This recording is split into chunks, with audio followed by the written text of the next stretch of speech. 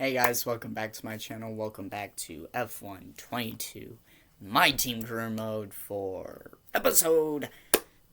season 7, race 4. The Miami Grand Prix, the first of the two home GPs for myself and the team. So, the question is, can we win it? That is the question of every race. You guys know this by now. So let's head into qualifying. Here we go.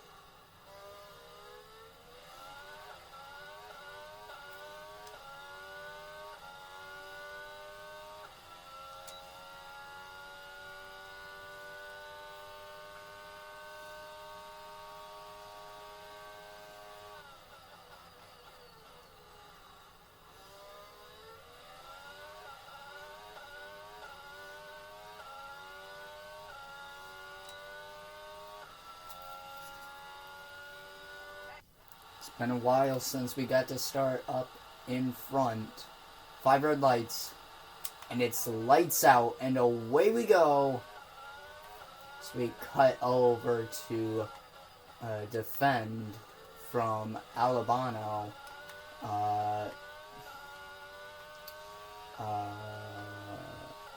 Charles Leclerc. I can hardly see. Charles Leclerc able to get underneath the Red Bull, which has allowed us to pull away. We are running very low fuel at the moment.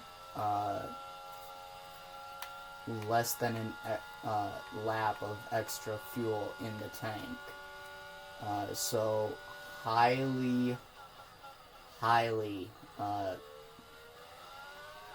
asking a lot of my fuel saving skills. The Ferrari of Lando Norris, who qualified P3, where his teammates started, ironically. Lando has his first engine penalty. So he actually started way down at the back. No idea where he is now. Kind of hard to tell. All I know is he is nowhere in the top 5, which is currently occupied by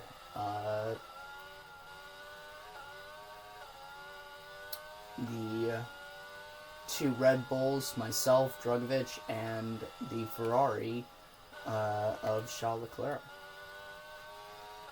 So this will be a interesting race, as it is my home race. But at the moment, we are a very long distance clear of Charles Leclerc. Hoping to win the home Grand Prix, or at least stand on the podium. But obviously, being the last season, it would be preferred to take home the checkered flag here in Miami.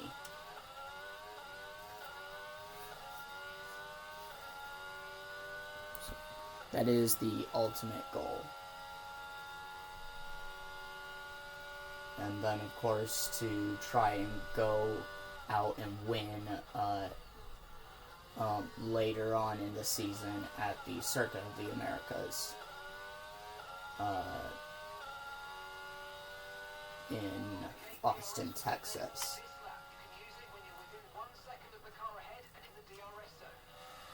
Felipe started P5, moved up to P4, so he's done what he needs to do in terms of getting past the second Red Bull of Daruvula, who for the first time since Bahrain earlier this season has qualified in the top 5. He actually qualified P5, but because of Lando's engine penalty, started P4 and is currently still running in P5 behind Felipe Drugovich. However, if Felipe is not careful, Daruvula will make a move on our teammate.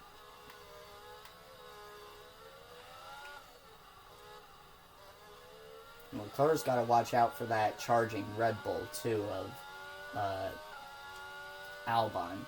Yet to win a race, Albon, but he was very fast in Bahrain against the Ferrari, so we will see what happens.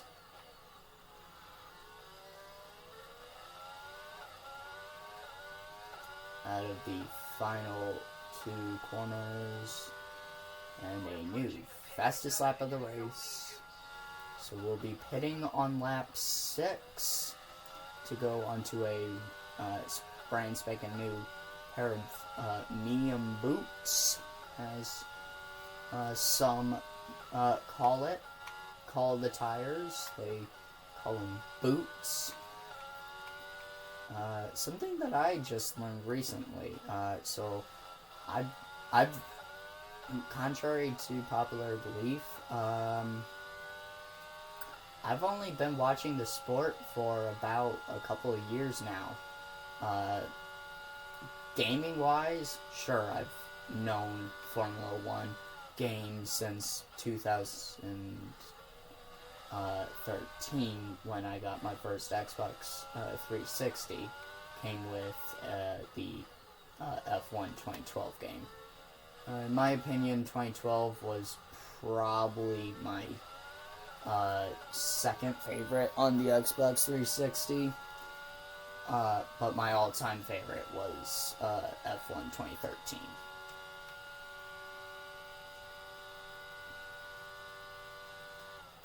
But then I kind of just drifted away from the Formula 1 games until I got F1 2019, which is when they introduced F2 cars to the Formula 1 games. So that was pretty nice to be able to do, and they added a bit of a story to it. So if you did end up doing the F2 feeder series, you'll be introduced to 2 new characters, Devin Butler and Lucas Weber. Devin Butler, still in the Formula 1 games, with having been in Breaking Point in F1 2021 and in F1 23 Breaking Point 2, he will be in the story once again. We nearly spun the car, so gotta be careful with that. So I know I'm just spitting facts now about my F1 gaming career, and I'm not really talking about this race in particular. So let's get back to that. This race. I can talk about my gaming career later. So hitting this lap, so we lock up into the first corner, so already not with perfectly clean lap, but still really long ways away from Leclerc, so clearly bringing the hype from China over here to Miami. 7.2 seconds the gap between me and the Ferrari man of Leclerc, chasing his first world title and Ferrari's first world title since 2007. Which, in this sense, this would be 2029, so it would be 12 years now since Ferrari's last world championship in this alternate reality, this alternative F1 world. So Ferrari's going to be pushing hard for that world championship. We will see if Leclerc can keep the fight going. Wasn't really able to last season, and it was close. It was, but just not quite close enough. So Felipe will inherit the race lead with this pit, with this stop.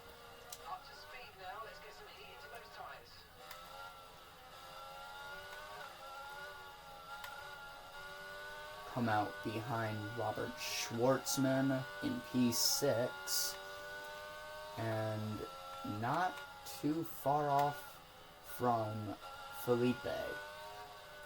So possibly, as I can see now that Lando is down in P8, and that is him being ahead of the other lead drivers who have also pitted. So with DRS, here comes Robert Schwartzman back at us. Oh, and he's locked up to hit us off track. Nearly hit us off track. So not really in the mood to retaliate from that. That was just driver error, not him actually coming and taking a swipe at us, but definitely still annoying to be forced off line like that. Here we come to Lance Stroll. He will box. Mick Schumacher running high in the Alpine, so that is nice to see. Let's see where Felipe comes out. I'm hoping he can try to beat the Ferrari of Leclerc, as Albon has come out ahead, as Felipe will actually come out ahead of both Albon and Leclerc. So Albon, who jumped Leclerc in the pits, has been double jumped by Felipe Drugovich. So once again, Martin Future GP Racing running 1-2 with coming to 6 laps to go in Miami. However, I do believe that Felipe may be overtaken by Albon down this back straight, with Albon having the DRS system on Felipe to be able to open up his rear flap. But as I've seen in person, Felipe is definitely very difficult to overtake, even with DRS, no matter how long the straight is.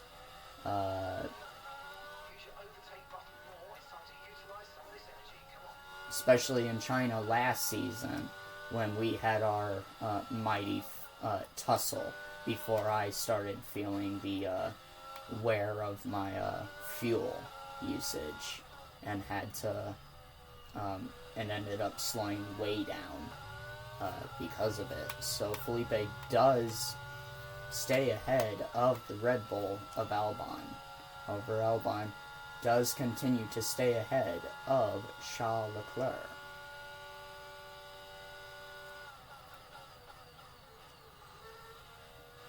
Oh yeah. Me personally, I'm rooting for Albon to maybe finally come back to Red Bull and win a Grand Prix. But at the same time, it will mean a Grand Prix that neither me nor Felipe are able to win. So I'm a little hesitant about that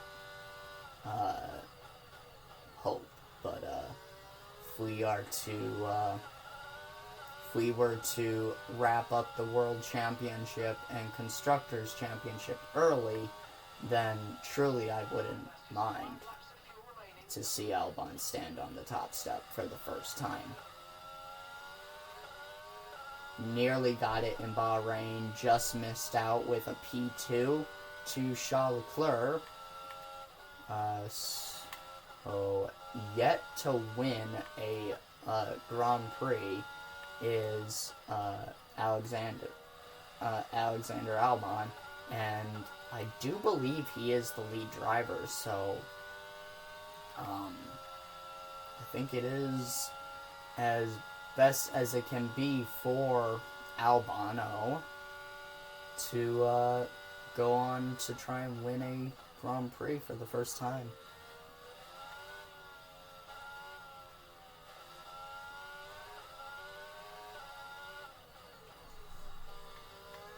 Obviously in this, my team's save Albon's been with Williams and Alpine every single season this entire career mode. So he's never had a true shot at a race win, and now coming back to Red Bull, as he had driven for Red Bull in real life in the second half of the 2019 season and the 2020 season, Albon with a very good chance at not just a race win, but hanging on for a bit of a title contention fight. Okay, so we're leading our teammate by 14.0 seconds.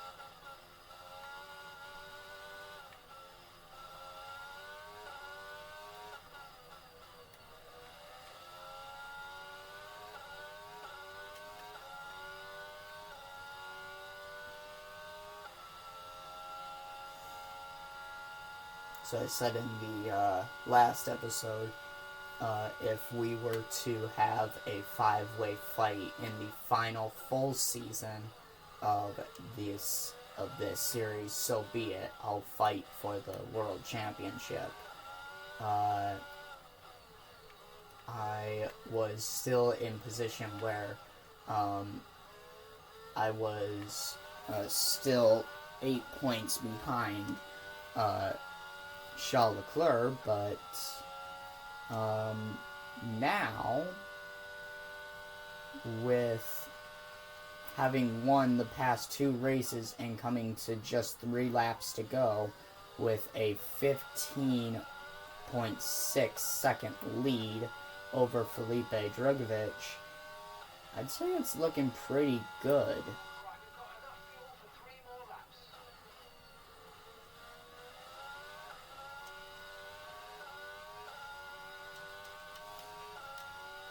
Obviously, Mark, the engineer, comes on to say we have fuel for 3 more laps. That is the perfect amount. However, still a little scary. But keep in mind, I've been pushing this entire race. Never did I really lift on the gas. I just kept on going. Have done since the 5 red lights, and it's paid off. led every lap so far, only losing the lead for the pit stop. And yeah, fastest lap of the race. Every lap led, coming to 2 laps to go to try and take our 3rd victory on the year and 66th race win in this career mode.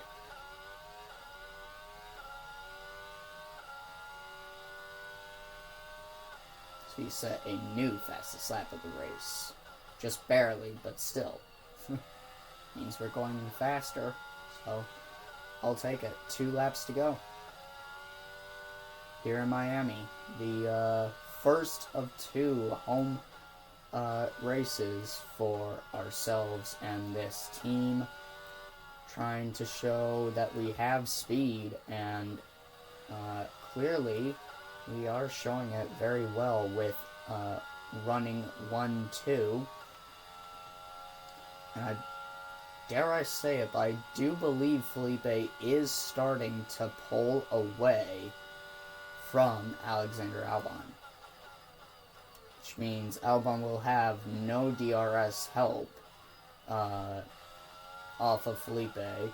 And Charles Leclerc is right on the back of Albon. So this could end up to be an interesting end.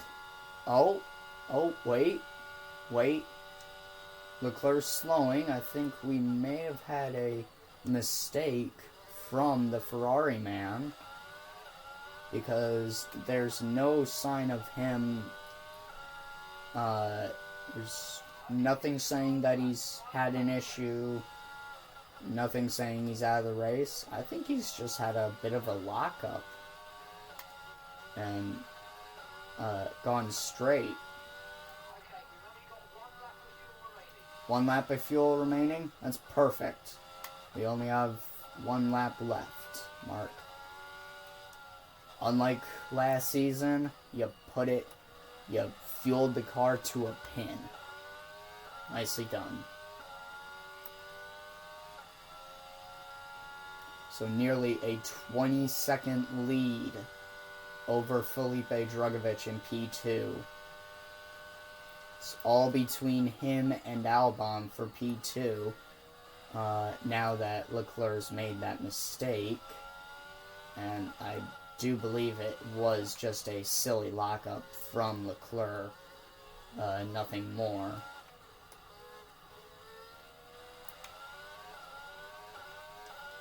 We head down this long back straight for one final time. As we look back to a sea of nothingness, all clear from behind into the final hairpin. Checkered flag for the 66th time this career mode. 3rd time this season. We win. Thank you, Mark. Yes. Teo Porcher, driver of the day. Nearly?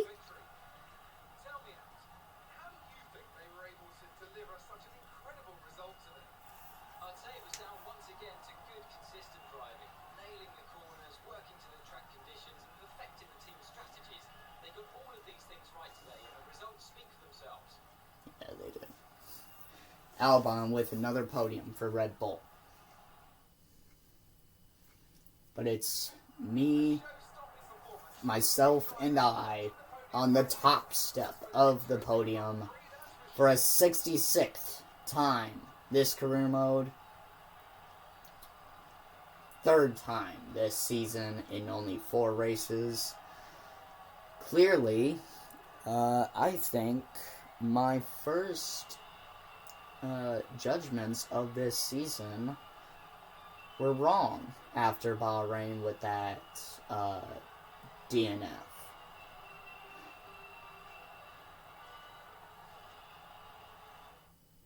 I think the struggles from Bahrain, dare I say it, might be over. So we can only hope. Let's have a quick look at how the driver standings have changed. Martin increases their championship lead. Let's focus on the driver of the day, Anthony Davidson. Who do you pick? Teo Porcher gets my vote today. It's time to check out the constructors' standings. The current leaders continue to extend their lead at the top. Well, that was certainly an exciting weekend of Formula One. Be sure to join us for more exciting Formula One action very soon.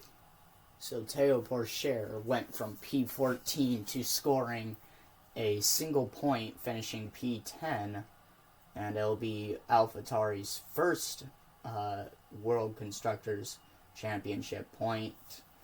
Lando Norris fails to score any points, which hurts his position in the World Championship, knocking him down to P5, and Albon moving up to P4 with his P3 finish. Now only 3 points behind Charles Leclerc in P3. We move up to a 12-point lead over our teammate. So now, I'd say we're a bit comfortable here. Jehen Daruvla continues his good run so far this season with another top 5.